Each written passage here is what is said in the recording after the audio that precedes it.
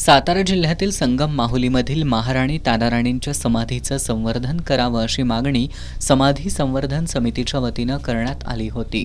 या मागणीसाठी समितीच्या वतीनं सातत्यानं पाठपुरावा करण्यात येत होता।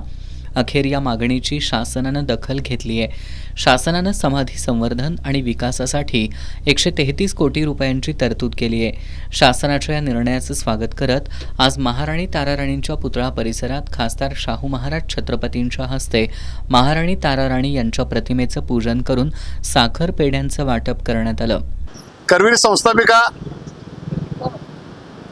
महाराणी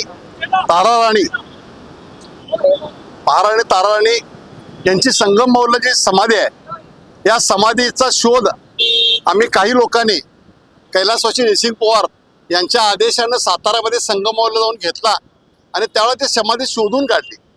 समाधी छोटी होती, तिला चांगलं स्वरूप व्हावं अशी आमची मागणी होती आणि त्या दृष्टिकोनातून गेली जवळजवळ 15 ते 20 वर्ष या गोष्टीचा आम्ही पाठपुरावा करत होतो।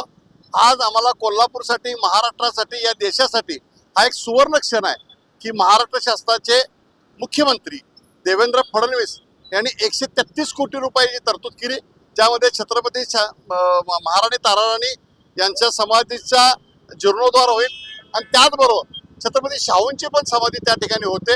आज आमच्या कोल्हापूरवाल्यांच्या दृष्टिकोनातून हा एक सुवर्ण क्षण आहे।